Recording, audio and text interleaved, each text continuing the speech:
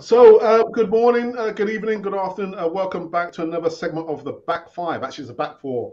We're one man down. Yeah, some power problems with one of our members, but we're going to go hard. We're going to go fast on this one.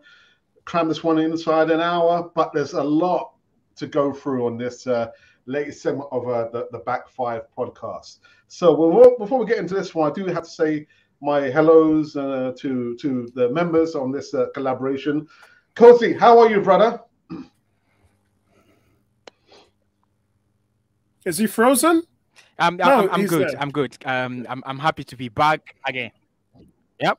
Nice one. Nice one. Nice, short, and sweet. Yeah. Yes. I'm happy. I'm happy to be back. I'm happy to be back when I'm happy to be back when we've won, because I didn't want us to do this when I really hate doing this when we don't win. But a healthy victory, 4-0. Clean sheets, yeah.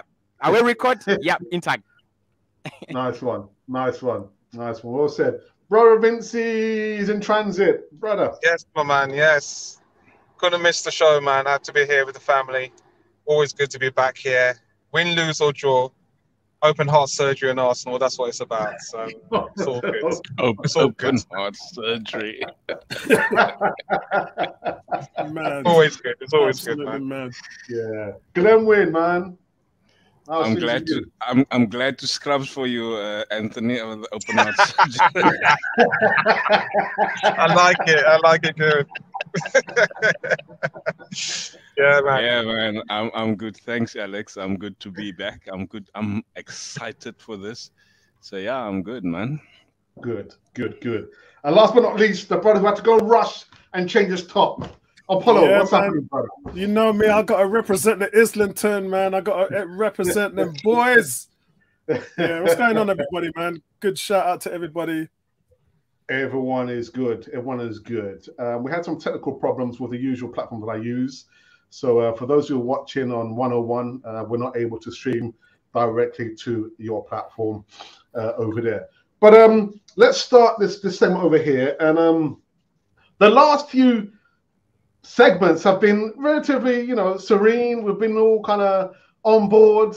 Apollo's happy, smiling, and everything else there. But let's kind of switch it up a little bit. All right. So Cozy did a video last week in regards to our manager. And for me, personally, in my opinion, he ticked all the boxes on this one. So have a look at this little segment of what Cozy is talking about. And then we'll kind of get into the nuts and bones of what I want to talk about. Have a look at this. Really didn't understand that. And that's the point, and that's the whole point of this video. Is Mikel Arteta capable of competing with the two gaffers on top? Is he capable of competing with Jurgen Klopp now that Klopp has the resources? And is he capable of competing with Pep Guardiola? Because we know Pep Guardiola is a tactical mastermind. He will always switch it up. He'll always turn things around, and he already has the backing, right? He already has the backing from from the club. I don't think Mikel Arteta has got the character, has got the right mentality as a young manager to compete.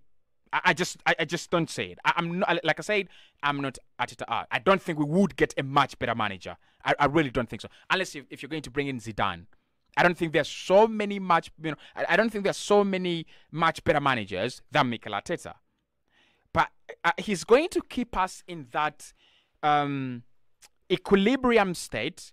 You go to the Champions League like almost on a season basis. You go to the Champions League on every season basis, but you don't win the Premier League.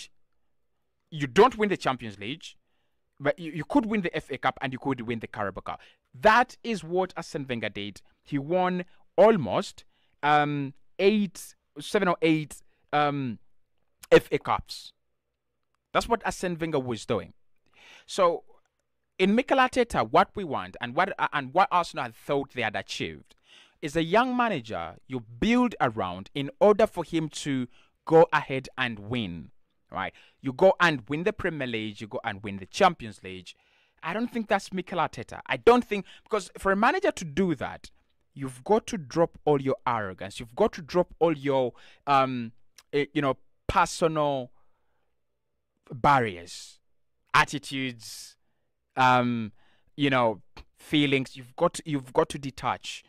I don't think he is detached. I think he's so much attached as a manager. Spending 75 million on Kai Havertz and spending 30 million on David Raya, that is 100 million. That gets you a top striker, and that puts us in a very different situation.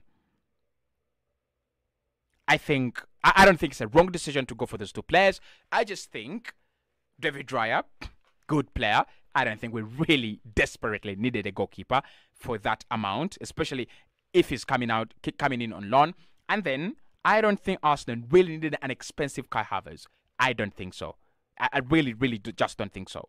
So for me, Mikel is going to become a sweet David Moyes. So what David Moyes ended up becoming at Everton was a manager that could challenge for the top 4, couldn't win the top 4, but could challenge for the top 4 always. He was always there, right? He was always fighting, was always, trying to push. I think it's going to become a high-class David Moyes. A high-class David Moyes in the sense that he always qualifies for the top 4, but he doesn't win it. It doesn't win the Premier League. He always tries to put in a threat for the Champions League, the Premier League, but he doesn't win it. That is what he's going to become, because he must have that ruthlessness. And we've talked about ruthlessness, but I don't think he's ruthless as a manager. I don't think he's ruthless to himself. He's ruthless to players, but I don't think he's ruthless to himself. If you're a person who is ruthless to yourself, you've got to understand, I like Eddie, but Balogun is better. So therefore, I made a mistake giving Eddie 100,000 a contract per week. I've got to let him go. I've got to find a much better player. And that player is Florian Balogun. I thought, and I still think, Florian Balogun is going to be the profile. The profile from Florian Balogun is what Arsenal are going to sign in the phase 5 in the next summer. That's the same kind of player. So for me, I'm really worried about Mikel. I'm really worried. I don't think he will get sacked because he's going to keep on getting these consistent good results. Like this season, Arsenal could get to 90 points or 88. And next season, Arsenal could get to 91 or 93. But that doesn't win you the league, and that doesn't beat Liverpool, and that doesn't beat Manchester City. Right. So that was a little segment from Cozy he did last week. And if you probably were listening, Cozy said that he's not Arteta out. He's not Arteta out. He's articulated in a way far better than I could have spoken about my concerns about our manager. Now, I haven't done that. I did ask Cozy if it's okay to use that segment there. Cozy, do you want to follow on from that before I ask the guys for their thoughts and their opinions on that? Yeah, absolutely. I think, like you said, I'm not Arteta out, and I don't think he's a bad manager in any case, in any shape. I just think that those little traits of him, sticking to those arrogant decisions, are going to make him not the Pep Guardiola we want him to become, and not the Klopp we want him to become. I don't think he's going to become like a great manager. I just don't see him become a great manager. And I didn't do that video while I was there. I was very, very calm. I had planned to do it when when the summer was over. And, I just didn't do it. I don't know why I didn't do it. So after that, after the decisions I saw against Tottenham, I was like, I might just drop this video at this point in time. So the boys can react to it. And I want to get their thoughts. I really, really do. I thought it was a really good video, personally. Apollo, I know you are a staunch Mikel Arteta supporter. You're on board of the process, whatever that is. Your thoughts about the video segment there? I don't agree with any of it. I love Cozy. Okay, I think he's raised some good points, but I think that there are bona fide reasons why a lot of these things are happening. So it's hard to tackle them because there's a lot of things that Cozy's brought up. so it's difficult to tackle it. But I'll try number one. This is Arteta's 4th year in his job, and a lot of the people that we talk about Klopp, we talk about all these different things, Pep. These guys walked into very, very good teams, very some of them successful teams. Like you mentioned Zidane. Zidane walked into a team that had won 6 titles in the last decade. A lot of the managers like Eddie Howe. Eddie Howe, as young as he is, has been a manager for 16 years. That's 4 times as long as Arteta. We talk about Unai Emery. He's been a manager for 17 years. David Moyes has been a manager since 1998. And what has he actually won? Now, in terms of Arteta's defense, he, unlike Zidane and all these, Pep Guardiola and Klopp and all these guys who were really, they're the upper echelon of managers, Arteta took over an Arsenal team in turmoil. They were in 14th place in the Premier League. They were having their worst ever. The stadium was half empty. I've been a season ticket holder for nearly 20 years, and I've never seen Arsenal in a state as it was when he took over. So first of all, the plan, as Alex said, what was the process? The process was to, within the first 2 years, get rid of all the dead wood, all the players that wasn't going to be a part of the success of this team, while at the same time bring and groom a lot of young talent. In the 3rd year, we'll go out and we'll get experienced players to complement that, and we'll get into the top 4. That was the plan. That's the process.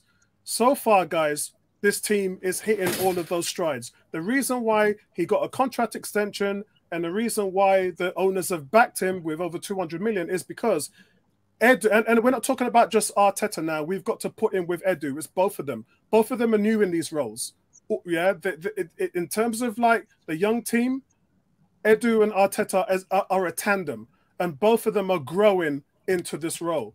So they have set out what they've wanted to do. Last year, they turned around to the owners and said, we've done exactly what we told you we would do. We've got this team back into competitive football in the Champions League when you was in your worst ever deficit in decades. In decades. And so the owners were like, yep, you did. And year 4 and year 5 was to challenge for the title, challenge for the Champions League. And we know this because Liverpool did that with Klopp. Klopp did the same thing. Klopp got them from 8th place in 4 years, won them Champions League. In his 5th year, won them a league title. But Klopp is at the upper echelon of managers. He's in the top 3 in world football. Yeah. Arteta took a scrubs team, one of the worst Arsenal teams that I've seen. And he's got us into a position that we are today. So I think that a lot of these things are predicated on the work that he needed to do as a very inexperienced, never done the job before in his life. Never done the job before in his life. And he was able to do that, grow in his role, bring young players through, and attract quality players like Jesus, Shinchenko, Declan Rice, Gabriel. Yeah, he attracted all of that talent. Thomas Partey. Yeah, all these players came to because of him. And when you speak to those players and say, what made you come to Arsenal? What's the first thing they say? Mikel Arteta. But I also want to talk about the other thing as well, which is and look, love Kazi. I think he's got some great points, and I think he's got some points that a lot of fans are concerned about. But for me, there are intangibles there at play, and so we have to take these things into consideration.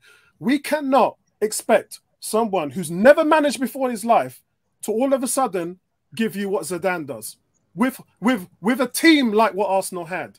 So this brings me on to the biggest concern, which concerns quite a lot of fans actually. It's his attitude. Now, I've been a manager in business for over a decade. I run a business with it's actually quite a big. It's the 3rd biggest supplier in Europe, which is a company that I work for. And as a manager, let me just say one thing: I've never got anywhere with being nice. It just doesn't happen. If you let people walk all over you, you'll never get anything done. And what Mikel Arteta's done, and all of you lot have seen this on the Amazon Prime show, He asks for simple things, structure. He asks for commitment. He asks for punctuality. It's not that hard. But what happens is every single person that you've seen who's been in trouble, you know, we talk about Guendouzi, we talk about Aubameyang, we talk about Ozil. Some of these players I absolutely love. Yeah, none of them were adhered to all the rest of the guys was, but these guys were problems. And how we dealt with them was fantastic. How we dealt with them is how some of these new managers have to look at this and say, you know what? In order for us to get where we need to get to, we have to stamp our authority on the team, and we have to give the team values and principles. Because if you don't have that, you've got nothing. Arteta alone, not Edu, I can take Edu out of this. Arteta has changed the culture of this team. It is absolutely, I've never, ever, ever, ever heard the stadium as noisy as it is. And that's a tune to Arteta. I've never seen a manager commit a captain like Odegaard since Arteta. Arteta was the last greatest captain that we had at the club. He defied and stood up to Wenger. And when Wenger had no tactics and would go into places like Anfield and the Etihad, all guns blazing with no defense, it was Arteta that stopped that. He called the players' meeting. We know this because Per Mertesacker said it. Theo Walcott said it. He called player meetings and he said, guys, we ain't doing that. We're going in there with some structure. We're going in there and we're going to play for each other in this certain way. What happened? It was the last time I think we beat Man City, which was 2-0 at the Etihad. Giroud and Cazorla, I believe it was. Correct me if I'm mistaken. So in regards to his attitude, there are some things where I agree with Kazi, especially when it comes to favourites. Which let's face it, guys, every manager has those. We can't get rid of those. Every manager has favourites, and we've definitely seen that Arteta has been that way. So, and do I agree with it? No, I don't. You know, especially in the case of Saka. Yeah, don't let Saka tell you he wants to play. You tell him he's not playing. You're the manager. Yeah. So in those regards, I think he can be better. And if you see my last video on the watch along, those are things. I was actually quite annoyed after the game when he didn't sub Saka off. Yeah, I was quite annoyed with it because this bend but break mentality, you're going to snap the boy, and then when it hurts, Saka's going to be out for 3 to 6 months. It's going to be that kind of thing. But on top of it, that attitude has been able to change. You're talking about changing the culture of an entire city. Forget the players. He's changed the players, but the whole Arsenal environment. God, if you see the stadium, it is amazing. Sorry for me to interject here. You know, the change of culture, the process, whatever you want to call it, it has to produce something intrinsic. As a general or as a standard fan or supporter, I want my club to win major honours, irrespective of the culture, because there's always going to be players who are going to, you know, do the wrong thing or, you know, be a favourite for the manager. But at the end of the day, the process has to produce major honours. Yes, it does. It does. 4 years, you know, the process, changing the culture, getting rid of, you know, the deadwood. Where are the major honours? So the major honours, the major honours will not come, and culture will not come unless you set a foundation. And foundations are not set overnight. They're not. They're just not. Whether you're in sports, you're in business, you have to go in with a plan. And part of the plan, as I said, was to rid the dead wood. Change all of these things was in his 3-year plan, and he achieved every single one of them. To go in there and win the FA Cup with the team that he had, and he beat Chelsea, he beat Liverpool, he beat Man City, he beat all of these teams on the way there. It wasn't we beat Hull, we beat Wigan, we beat Derby County. No, he beat all of the big teams, and some of them he beat away from home. That's what he had to do to win that FA Cup in a system that wasn't conventional to his beliefs or philosophies. So, look, it's not perfect. And I agree, a lot of your concerns, a lot of Kazi's concerns, I absolutely 100% believe that we should be asking those questions. But let's not take away where this team was. Guys, we were at the lowest that I've ever known this team to ever be. Not in the days of George Graham or even before that were we this low. It was bad, guys. It was bad. Cozy, I know you want to say something very quickly before I go to the other guys. Go for it, Cozy. Yeah. That was good. That was very good, Apollo. I appreciate. But there are two things I want to say here. And I've done videos about the culture. I've done videos about me, myself, getting connected back to the team because I was really disconnected. But when you look at what he has done and you look at what where Arsenal have been, before Arsene Wenger's disintegration, Arsene Wenger has built us that stadium, and Arsene Wenger was known, and Arsenal was known for playing the best brand of football. Maybe apart from Barcelona, we could say maybe apart from Barcelona, but the rest of Europe, we were known. We played the best. Even the youngest of kids would tell you, "Well, you play, good football is at Arsenal," but we could concede 10 against Bayern. We could concede 10-0 against Bayern. So what I'm saying here, and what my concern about Mikel is, it's not that he doesn't have the balls to lead. He's already leading, but there are those decisions that managers that win do. There are those decisions, when you wake up in the morning and you tell Joao Cancelo, you've got to leave. You are our best player. You're literally our best winger. You're literally our best fullback. You're the best fullback in the world. But you've got to leave. I think that is all right? When you play Eddie Nketiah, and I think Mikel knows this, and he's trying to justify himself, and that will actually come back to bite Arsenal. When he tries so much to try to justify the inclusion and why Eddie has to stay and Balogun has to go, it's going to try so hard, and probably it will work out. But he tried so hard to make it, Kai work as well. I think. He's one of the managers that literally tell you, I want to go by merit. A player plays because of merit, right? Just like you've said with Saka. I think there was a time last season where Saka should have dropped. There's a time this season, I think, Eddie should drop, in my opinion, right? Probably come off the bench. And when he works hard and comes back, Emil Smith has not played for 499 days. It's not started again in 499 days, right? And I said it today in my preview. If Emil has not started in 499 days, and literally they should have the same slate as Eddie Nketiah, right? He was injured. When he came back, didn't really convince me as well, and I didn't actually shout, "Why isn't he playing?" Because I wasn't convinced. But in the last two games, right, I've been convinced. With the last two games, I think with Eddie, yes, maybe he might have won a penalty, but I'm not convinced, right?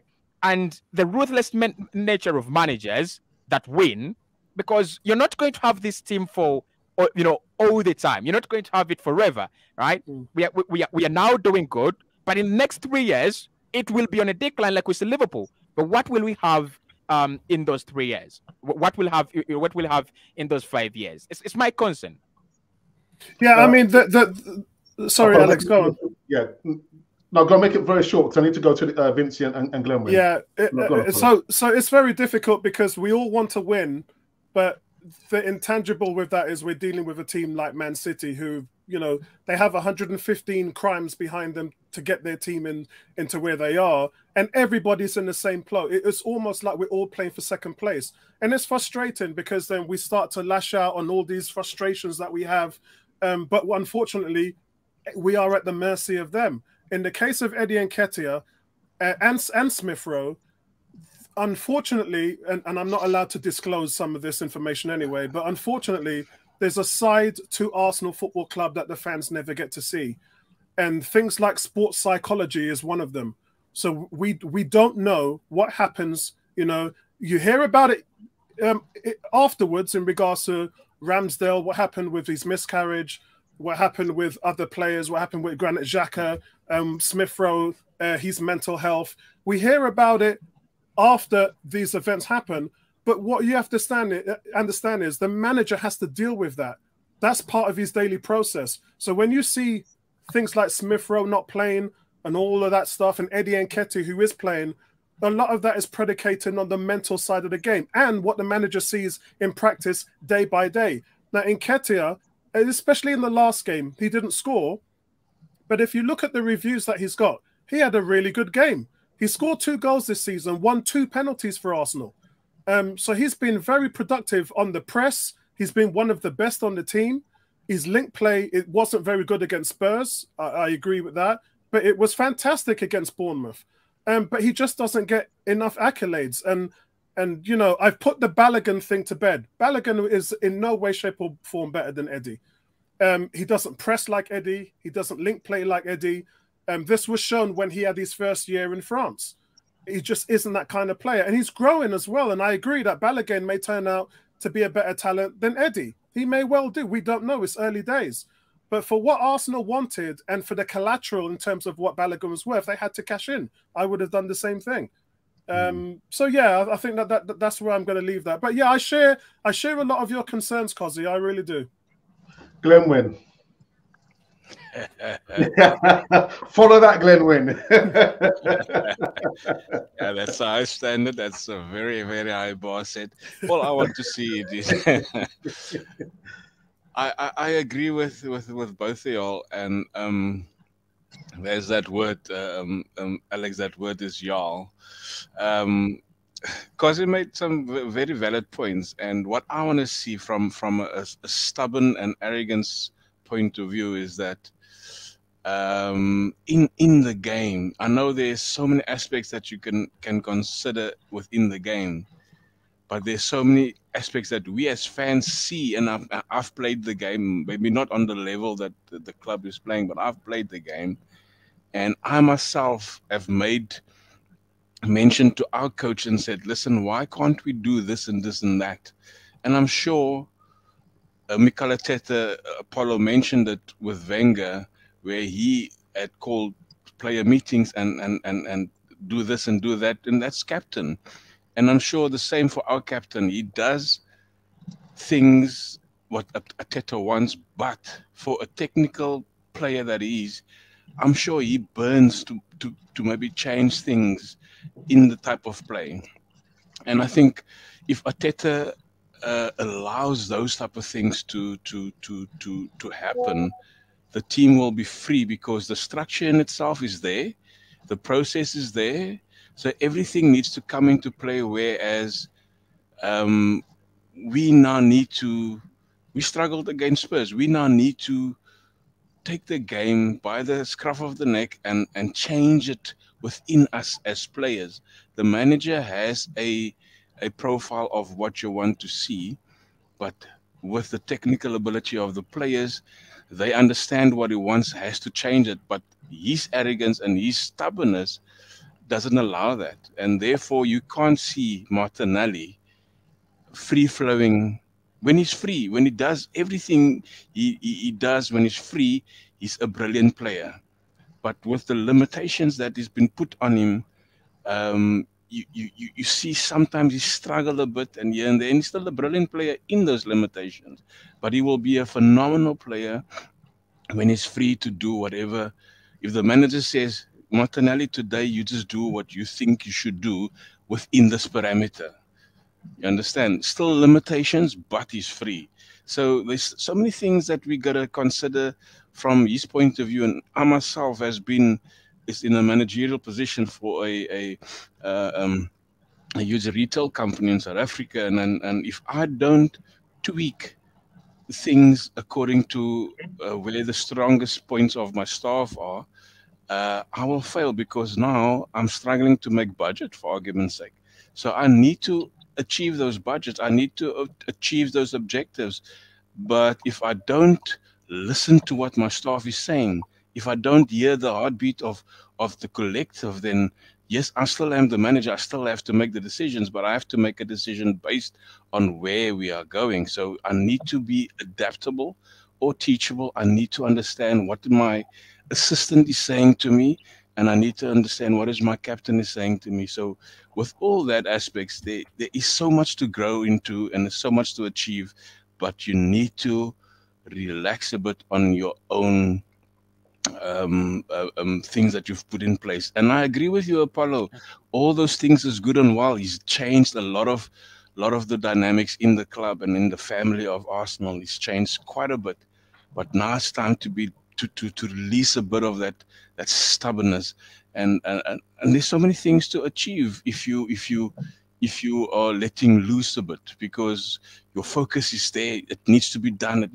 Because how many times do you think he listens to what his second in charge is saying? I don't know, because you don't hear what he's saying. You don't see after they've spoken, there's some changes coming. It's very seldom that you see those things. So does he listen really? I mean, he can hear what he says, but does he listen to what is being said? And that, for me, it is a bit of a concern. The team is doing well under Arteta, and I agree with Kosi saying there is maybe not a better young manager currently to replace him. Because Spurs has tried Conte, Spurs has tried Mourinho, and all those type of things. And we've cried out to those type of managers. We've cried out to Simeone. Would those guys be the people to take us further? I don't think so, but Arteta needs to release a bit of that stubbornness and that arrogance. Vinci, thank you for being patient, man. Well, listen, I'm gonna try not to repeat what guys have said already. I think there's a lot of truth in what all three of you said, and Kosi, I think you've done a great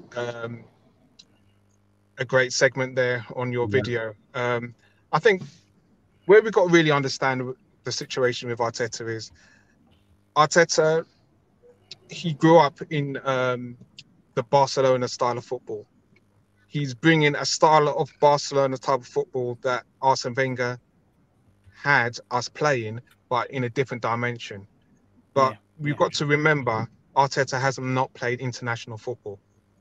He has not played international football. So let's be real about his tactical brain against the likes of a Klopp, against a Pep or Zidane. He may get there, but right here, right now, while we're on this stream, he's not there. And I'm going to be fair to Arteta, because we use his youth as, you know, it's a hindrance, but also it's a refreshing. Our club put us in this situation. Okay, so we talk about Apollo. You're talking about, okay, he's taken over the worst team. I've been supporting Arsenal when Terry Neal was at the club. I've been supporting Arsenal when George Graham was at the club, when Arsene Wenger was at the club. Great managers had some terrible teams. Okay, so I look and I think, okay, where was Arsenal at the time when he came into the club? Well, I put that on the club's shoulders. The club has decided to go in this direction. So if you stop and you think 4 years down the line, I can understand the frustration based on where the club was with a historic manager in Arsene Wenger. I don't think any of us would be in this situation if Pep Guardiola came to Arsenal instead of Manchester City. But let's be real. Arsenal had to, George Graham had to overcome a rampant Liverpool, winning European Cups. He did it. Arsene Wenger had to overhaul Manchester United. He did it. We're now in a phase where the rampant club is Manchester City. So last season we had a taste, and all of our mouths now are salivating on the next level as to say, you know what, can we actually get over the line? Because he's done that with young players, which I've been screaming for. But the problem we have is that Arteta's tactics, does that yield to get the best out of the young squad moving forward based on the style of football he wants to play?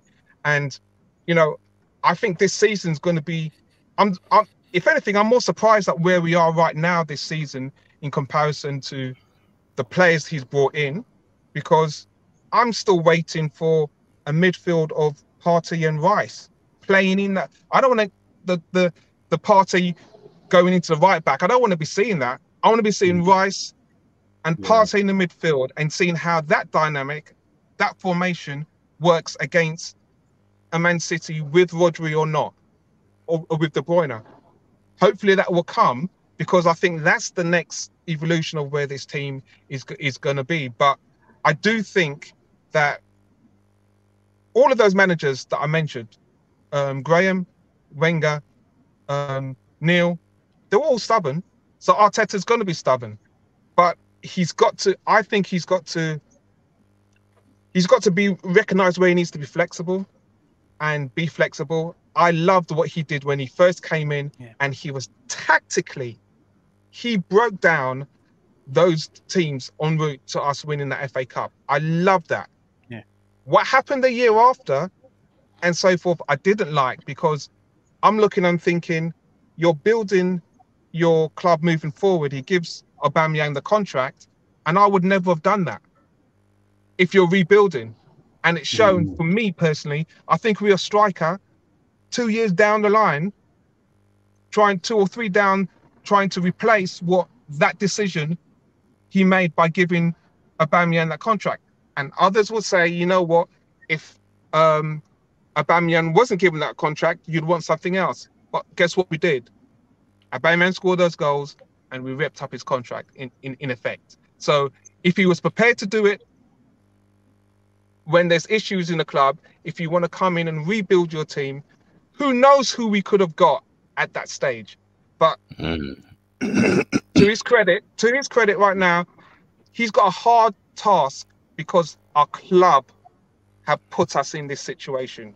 Our club doesn't allow us to have a good enough youth system where players like a Balogun can flourish and know that actually they've got a future. These guys are coming up, and you know what? They want games now. Yeah. And Arteta can't do it. Arsenal Football Club will put us in that situation. I don't think Arteta has. But saying that, it's a case of how he rebuilds, how he recruits, how he changes the tactics to allow those players, those fringe players, to get game time and take tournaments serious, like the League Cup. Not just put all our eggs into the Premiership and the Champions League. The League Cup is very important for those fringe players for the future of Arsenal Football Club. Well said. I thought the video, because you did there, for me, was hit all the points. I know I probably would disagree, and I didn't want to literally, just shine a light on you, Cozzy, but Cozzy is not Arteta out. For those of you watching now, he's not Arteta out. It's his own opinion, well measured. I thought, well thought out. I thought, oh my goodness, I've got to talk about this. We've got to go on to our second segment. The first segment, Apollo, we won. We won, brother. Whoa. Yeah, we won, but there's still a few concerns there for me. There's still a few concerns. Man. Yeah. Nah.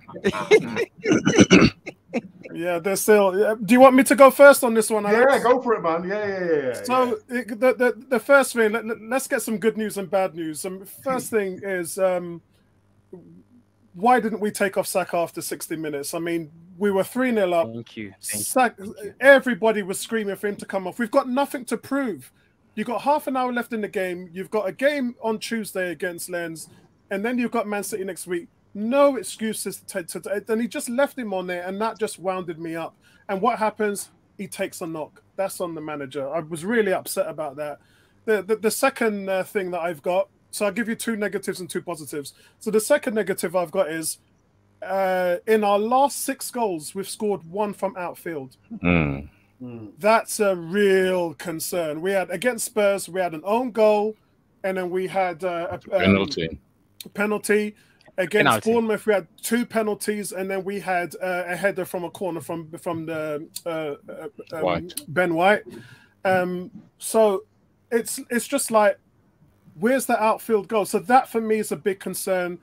It papers over the cracks, the score lines. But for me, the positives, Carl Havertz again, loved what he did. High press, first team.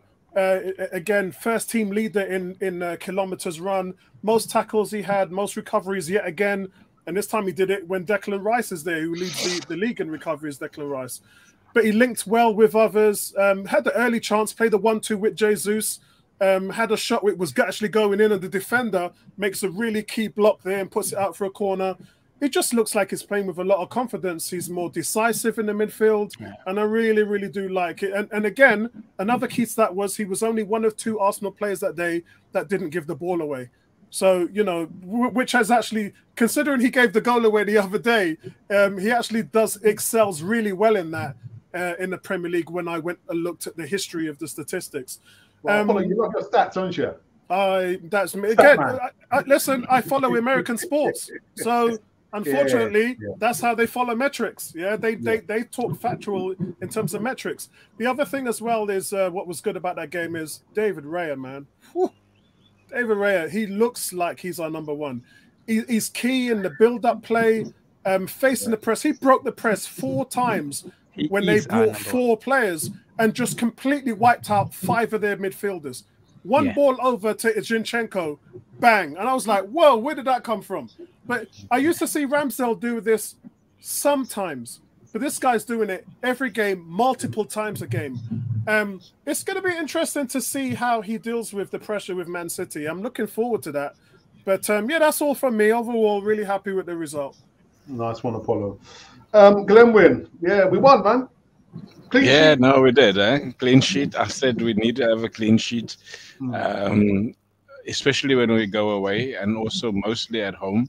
But we need to get our tally up. We need to get our goals for up, because at the end of the day that's going to bring us obviously that confidence, pardon me, for going forward and obviously going defending.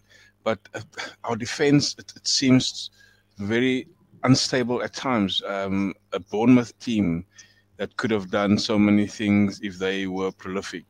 There was still a bit of miscommunications. Saliba is just a solid guy. I mean, if he can stay alone at the back, he'll do so much. But I still think Ben White has a couple of mistakes in him, and Gabriel was good as well. But there's still that decision making of our defense is slightly a bit not on par. So there's a lot of things that we can still do in defense, and I think we should concentrate on those things, and especially when it comes to a City team. City lost against a beautiful Wolves, but they're going to come out and they don't want to lose again, because not one, it's Arsenal, and 2, they don't want to lose points on the board, because now they've seen that they are very vulnerable in those things. So Arsenal has looked good in going forward, but coming back, there's still a couple of things that need to work on, and hopefully, having seen Partey in training for that game, we can maybe have him in the middle, like Vinci said, in the middle with Rice, to obviously give us that dynamic where we could play as either double pivot or maybe an 8 or whatever, and keep our defense more but stable in there. So yeah, well done to the team, and I hope that we can go on from here, go on a run of 10+ games and don't get any defeats. I have to agree with Glenwyn there. He mentioned something that was key, Alex, and that was the fact that City need to win next week, because if Arsenal beat them, I'm going to tell you this now, the fear with other teams is that Arsenal is going to start to run away into the sunset. Look, Arsenal right now, guys, are the only unbeaten team in all competitions. They're not lost in the Champions League and the Carling Cup. Every other team has lost. And Arsenal, and not just have they not lost, but they're starting to get their injured players back. They're starting, Partey, Martinelli's coming back. And then in the new year, Yuri and Timber's coming back. So for Man City, this is a concern. They really need to beat Arsenal over the weekend. Because very quickly, do you have any news on Saka, Bukayo Saka, his injury? You did a video, didn't you? He's fit. He's fit. Yes. Right. Saka was in training. Saka is all right. Yeah. Okay. So we won, Cosy. Clean sheet. Kai Havertz scored.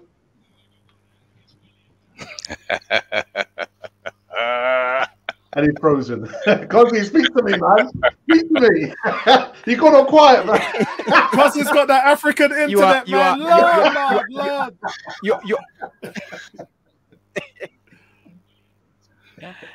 You're becoming Ian Wright, though. You're becoming Ian Wright, and I love that.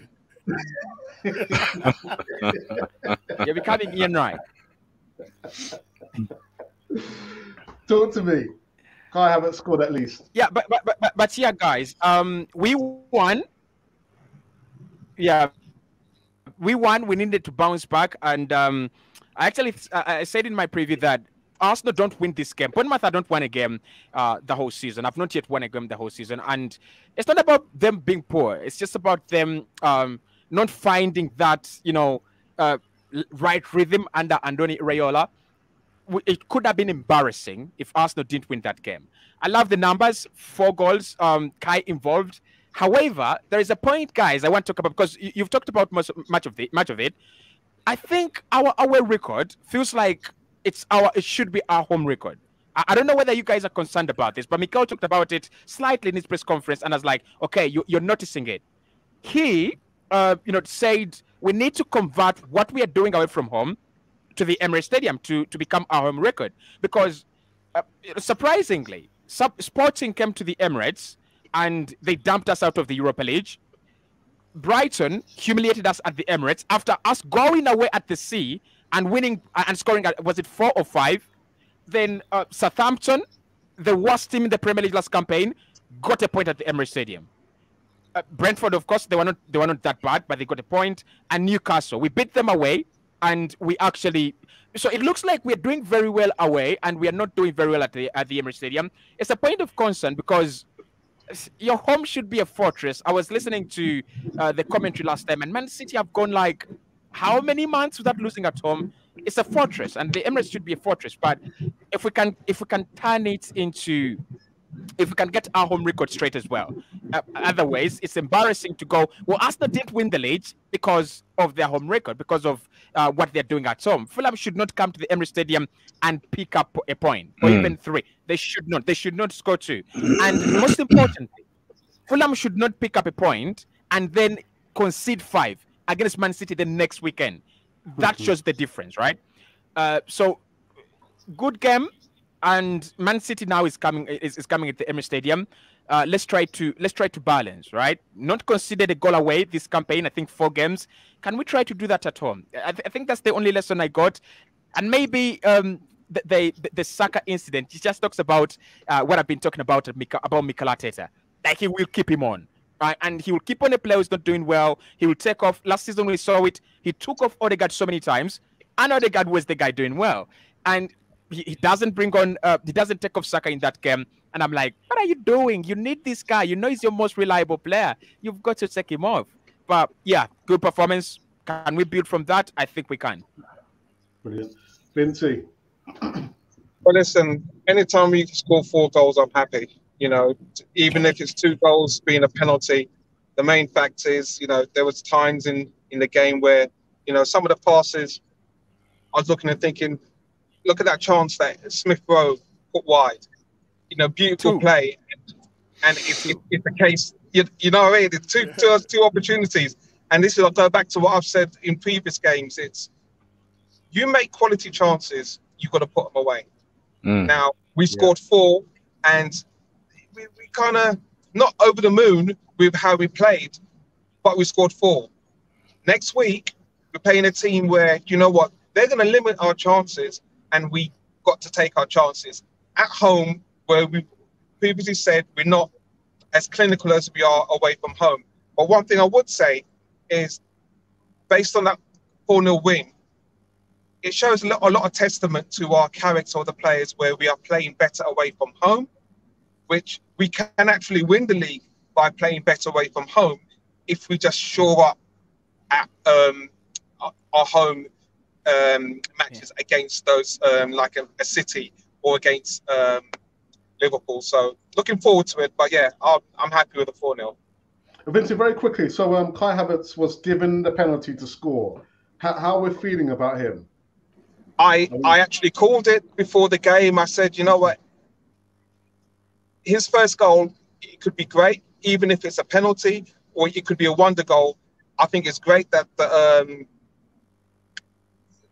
Odegaard or Saka allowed him to take it, or the team got together and said, you know what, they're giving it to him. Odegaard. Because it's all about confidence. Yeah. And he has been playing. He's, in Europe, his touches and his movement, even in the Carabao Cup, you can see there is a player there in front of goal, he just hasn't had fortune. He's made some bad decisions, and he's had some poor passing from some of our players to not give him better scoring opportunities. So scoring a penalty, and the way he scored that penalty is going to give him a good confidence.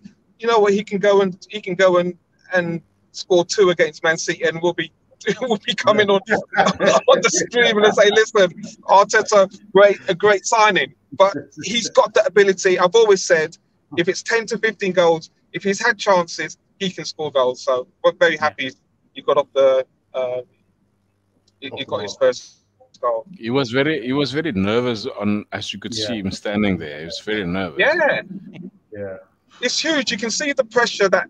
I mean, fans don't lie. You know, we all have different opinions of the team, and our frustration is he's an attacking player. He costs a lot of money.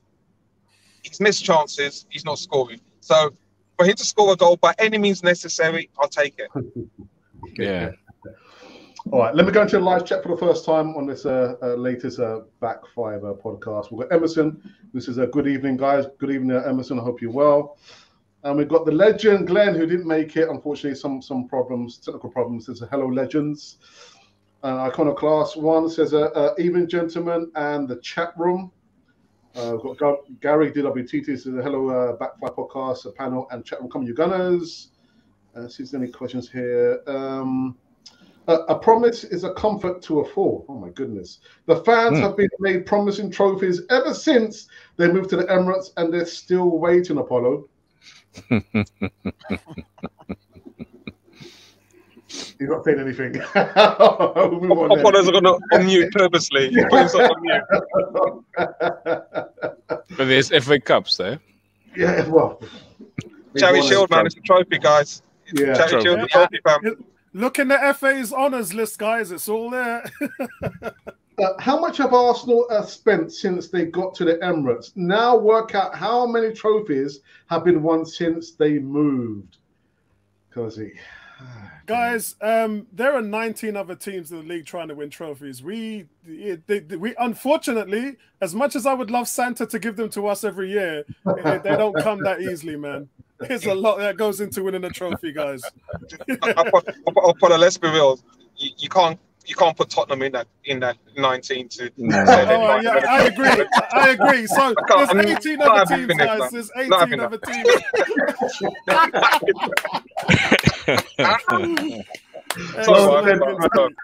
Excellent bits there. I love it. Campbell says, what's with Eddie slander? He was great. So stop treating him like that. Reece Nelson is an impact player. He's better off the bench. In all honesty, Eddie makes our system work. That's the problem. That's the problem there. Go, Cozy. Go. What's the problem? That's the problem. You know, how is Reece Nelson just an impact player? And you know, he was groomed right from the academy. A lot of time was invested in him to be an impact player. Like he had a very successful loan spell last campaign, and I don't think those guys were looking at him as just an impact player. And I don't have a problem with Eddie, by the way. I really do not, right? My problem is where we are going and the standards that have to be made, right? I'll say the words of Erik ten Hag, because he's one of the guys that really just, you know, backfires a lot. He says, when you're playing for a club like Man United and Arsenal, a club of that magnitude, there are standards, right? And, you know, Apollo's put it right. Probably there are reasons why some players keep on playing. Ramsdale lost a child, and, you know, the manager had to step in and all that, right? But the standards. And if you compare Eddie Nketiah, if you compare Eddie, and probably even if I compared him to Danny Welbeck at the moment, you know, many people always tell me, well, he's good at pressing, he's good at running the channels. Even if I compared him to Danny Welbeck at Brighton right now, the comparison, I mean, Brighton would not take him over Danny Welbeck. I'll tell you, it's a fact. Brighton. Well, they have inquired about him 3 times, and which Arsenal negated every single one of them. 7 teams in the Premier League. Obviously, listen, obviously, right? they will ask because he's the profile, and they want to add to their players. But does he do more than the revamped Danny Welbeck at the moment? Not in terms of scoring goals, because both of them don't score as much, but in terms of doing the other extra activities off the ball. I just don't think so. So I don't have a problem with Eddie. And again, a lot of people on my channel think I have a problem with Eddie. I just don't have a problem with Eddie, and I say it all the time. I just want to see him, lift himself like Odegaard did, because we all questioned Odegaard. We wanted James Maddison, and Odegaard came and propelled himself to levels that we should say were unimaginable. And none of us goes, look, if you have to defend a player, if you have to say so much about a player to defend him, then there is a problem, right? Why don't we defend Saliba so much? Why don't we defend, even if it's a combined 11 against City or against Tottenham or Man United, or the rival fans will easily go, I'll give you Saliba, but I want Lisandro Martinez in. It's because these players are playing at a different level. Can Eddie reach those levels? Well, personally, I don't think so. It's the same thing with Emil Smith-Rowe. Sorry, with Reece Nelson. Unless they prove me wrong at the moment, I think, with Julian Alvarez or Erling Haaland on the other side, it's going to be very hard to convince me. Yeah, it's going to be hard to convince you. Because I see your points, but as I said, the manager sees everything he needs to see in these players, and in his eyes and respective conclusions is that Eddie's doing everything he wants him to do. In regards to what he's come out and said about Eddie, the last thing he said was, Eddie, I only have to tell him how to do something once on the training field, and he does it, and I never have to repeat myself. That, for a manager to say that, that's good. Yeah. The second thing is, people are talking about they want him to score more goals. Now, his goal metrics per 90 minutes is actually very, very good. It's higher than Jesus. We know that in the last 17 starts in the Emirates, he's scored 14 goals.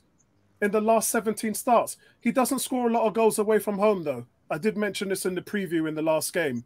But in terms of, we went through a whole season where Lacazette and Aubameyang, two guys who cost 60 million, couldn't hit a barn door, couldn't score a lick. Lacazette had 2 outfield goals for the whole season. Eddie came in the last 8 games, scored 5 goals, kept us in the top 4 change. Last season, Jesus had 10 games without a goal. 10 games! And Eddie came in, got 4 goals in 9 games before Jesus came back. We were 5 points ahead in the league before Jesus got injured. 3.5 months later, when Jesus came back, we had a 5-point lead. So we didn't lose anything. So I think a lot has been said about Eddie. As you know, I'm a big Eddie fan. I'll always defend him because I think he's doing the right things. It's not just about goals in the system. We know the way how the system is with Jesus, Odegaard, Martinelli, Saka. We have a system that doesn't depend on the big man, do we? We have a system like Liverpool's where the goals are coming from everywhere. So I would like Eddie to score more goals. Of course I would, because that's his forte. But then to see his link play, his work rate, his defensive pressure and everything, that's what the manager wants to do. That's the minimum expectations for a manager. And so when we talk about Ivan Toney, or we talk about Balogun, or we talk about all these other players, they have to submit the required minimum in order to fit into this system. And then the goals is just something that comes because of your activity and you being a striker. But yeah, I agree with that, Cozzy. I want to see more goals too. I do agree. I'm with you on that one. Vinci, you want to say something? That's what you think, Andrew. I've got a problem with Eddie. My problem with Eddie is that Eddie's a goal scorer. Okay, it's all well and good saying that you only need to tell Eddie one thing on the pitch, and he goes and does it. Well, maybe what you're asking him to do is the problem, because he's a striker, and you want your strikers to score goals. His work rate and all those things, but we need our strikers to score goals. So I'm asking myself, at what point does our football suit Eddie's game? A, maybe Apollo can answer that. And B, at what point can you envisage Eddie scoring a hat-trick with him being a striker, because he's got the capabilities, but why is he not having enough chances to score a hat-trick within a team that, quote unquote, creates the most chances that Arsenal have created, or in the Premiership? You know, we're prolific in creating chances, but why isn't Eddie in the position to score 3 goals per game, or score multiple goals as a striker? Because that is his role. I don't know if that's something you can respond about that, Apollo, because I think I've got an issue with the system that we play and some of the personnel that we play in it. So I think you just answered your question there. It's the system. A striker's role in this system, yes, scoring goals, but it's more than that. And it attributes between the changes that Martinelli had to make in his game as well. When Martinelli scored 10 goals when he first came on the scene as a 19-year-old, the second year was full of injury and everything. Like, only scored 2 goals. But then when he came back on the scene, the manager was the first one that stated, it's the other stuff. It's the pressing. It's the backtracking. It's the off-the-ball stuff. That's what he's starting to do. Now he's a complete player. But people won't really, you know, I know you do, but the average person just talks about, oh, Martinelli scored 15 goals last season. They won't talk about all the underlying stuff that he does, all the metric stuff, which is what the manager needs in the system. Again, it's the minimum expectation. It's what he needs. So it's not just about, you know, this is the reason why Balogun's not here. It's not just about scoring goals. If I'm not going to get a guy who's going to have combination play, work triangles, press accordingly, yeah, all these things are worked out in training, 5 days in a week in practices. If you're not going to adhere to that foundation, you're no good to my team, no matter what you do. So there's a lot of metrics that goes into it, and Eddie's one that does that. Reece Nelson last week talked about all of the practice and changes he's made, and he attributes the same things. Declan Rice has said many times, wow, the training and the system here is more than what I thought it was. It doesn't have a knock on David Moyes. It just says how tough and how difficult and how hard our system is. Cosby, go, because we're limited on time. Yeah. Go on, I agree with you, Apollo. I really do, because you know, systems are made of positions, and you've got to find the right profile. But there is one thing I just wanted to tell you, and is this: there's a reason why managers get sacked. Like, a manager literally has 22 players or 30 players, and there's a reason as to why a manager fields 11 players and they consistently fail to perform, and imagine a manager is sacked, right? So in my opinion, I think if Eddie really feels the requirements of the system, and that is the system, those requirements satisfy the system that we're playing, that system is taking us nowhere. Like, to be honest, okay, if there is a system, if there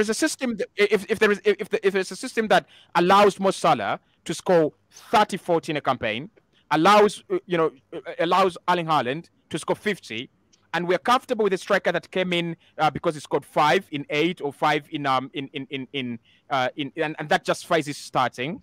We are not going, because we've got to understand the requirements now are being better than Man City. Those are the requirements. It doesn't matter whether they've spent a lot of money. It doesn't matter if they've spent 100 billion. The requirement, the minimum requirement, is to be better than City. Are we better than City? No. So that is what we should be working on. So I don't think Eddie is, whether he's up to the task according to the manager, on field he's not. As simple as that. And you know what? You might be right, Cozzy. But I'll make it very short, because we do have to go. I will do. You might be right, Cozzy. But the question for now really is, who out there is at that level? And so let's take the only reason why Eddie is really playing is because Martinelli is injured. So our main striker is Jesus, and we're not having this conversation right now, but he's missed more chances than any Arsenal player this year. He should have put that Spurs game to bed. You know, so we're here talking about Eddie, and Eddie is actually the reserve striker. So I think in that way, you can understand where I'm coming from. It's like the conversation really is, and this is for every team in the league, strikers are at a premium, man. I mean, there's not a lot of great ones out there at the moment. which is why Yes, we're they talking are. about They are, Arsenal. they are, but that is to the scouting. If Man City have brought in Julian Alvarez is not a 50 million striker. He's how much did he cost? I don't know. Like pennies, absolute pennies. But I tell you, Julian Alvarez is you've got to admire. So that is the scouting. They've got to go out there and find guys. Because if they have Julian Alvarez, if Julian Alvarez wins them the 4th title consecutive in the Premier League, what will we say? We've spent $500 million already. Like we can no longer use it as a defense. Yeah, this is why I think Ivan Toney is I think fans are hyping him up to fail, because I don't rate him as a goal scorer. He scores the same amount of goals as Jesus and Nketiah. And fans are not looking at that. They're just looking at the fact he scored, the goals he scored for Brentford, not the fact he's taken 27 penalties. If you take the penalties away, he's got exactly the same amount of goals as Jesus and played 9 games more. He played 33 games last year, scored 11 goals. Jesus scored 11 goals and played 24 games because he was out for 3.5 months. I think people, they love the big spend, don't they? Arsenal fans love the big money. Let's splash the cash. But I don't think that fans are looking at Ivan Toney in terms of, is he the answer as a natural goal scorer for Arsenal? I don't think he is. Guys, we have come to an end. We didn't even get to speak about the final segment, which was supposed to be about Champions League football. I did say it has to be an hour show. What an interesting segment. Cozy, man, bro. Love you, man. I mean, just bring it, boy. Yeah, I love Cozy, man. Cozy, I love you like cooked food. This is fun. This is nice. This is fun, man. Vincey, have you arrived? One more last time. I'm not Mikel Arteta out. I'm not. Yeah. People get it twisted, Vincey, have you arrived at your destination, brother? I'm nearly there, man. Nearly there, man. It's raining. The weather's bad out here, so wife's been very diligent on the road. So I will get there, man. But it's been a blessing being on the show. Thank you, guys. I love Vincey, man. Vincey's my brother, man. Glenwyn, man, nice, man. You brought a South African flavor to the show, man. Yeah, no, you got it, man. It's just it's like a scrambled egg. You know what I mean? It's a whole lot of different sizes and pieces of the egg. So yeah, no, definitely.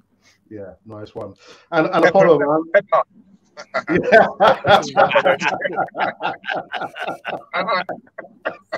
Mad.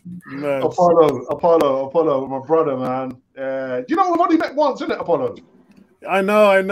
The thing is, we're gonna. I know that other guys are in South Africa and Nigeria and other countries and Kenya, but it would be nice to meet up, man. I do that with my lot. Sometimes we meet up at a restaurant and we just slash. Last time we met up at Wagamama, didn't we, Vincey? Yes. Always good vibes, man. Always, man. Yeah. Always. And that's it, people. You will see me again tomorrow evening, giving some more live news in regards to Arsenal. We're talking about Arsenal. and let's hope we can beat Lens in the Lens in the Champions League. But let's talk about that anyway, guys. So, guys, again, thank you, Cozy, for giving us your time. Power, man, all power. Vincey, brother. Yes, man, always man. Nice one. Yeah, guys, I'll have a preview for the Lens game after this. I'll work on it. I'll probably take me till midnight to finish. But yeah, I haven't even had my dinner yet, Alex. As soon as man. You know what? Because you're in the cave. You're in the back cave. That's why, isn't it? The door's locked there. Yeah, I locked my door so all my family in the front room, they can't get in there. All right, people. So that's it. Again, I will see you tomorrow evening. Give me some more live news. But this has been a fiery back four. There was no Glenn. Guys, thank you very much. Until then, see you tomorrow. And this has been the Back Five podcast on Canon 4 TV with 101, Guna Matters, Cozy, Brother Vincey. Until then, take care, guys. See you later. Nice one, guys.